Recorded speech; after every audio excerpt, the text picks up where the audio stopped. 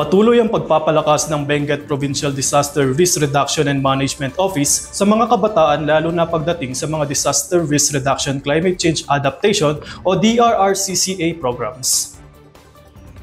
Isa sa mga programa ng tanggapan ay ang Sikad Benguet o Strengthening Youth and Children Inclusions in Disaster and Climate Governance.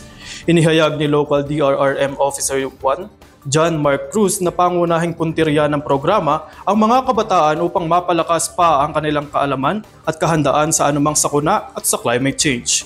Inilalapit nila sa mga bayan ng Benguet ang iba't ibang aktibidad na naaayon sa pangangailangan at kapasidad ng mga kabataan. Tiwala si Cruz na sa aktibong pakikibahagi ng mga kabataan ay makakamit ang sustainable, safe, and climate and disaster-resilient communities sa hinaharap.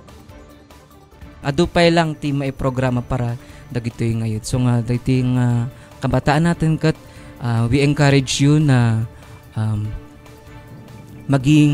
mag-subscribe tayo sa ating Facebook page kasi andun natin yung mga may mga nakapila na mga activities para sa youth. So we are encouraging you na please participate sa mga ating mga activities. Kasi kayo mat lang, yung mga youth representative, sila mat lang yung mga nag-identify dito. So alam nila kung ano yung kailangan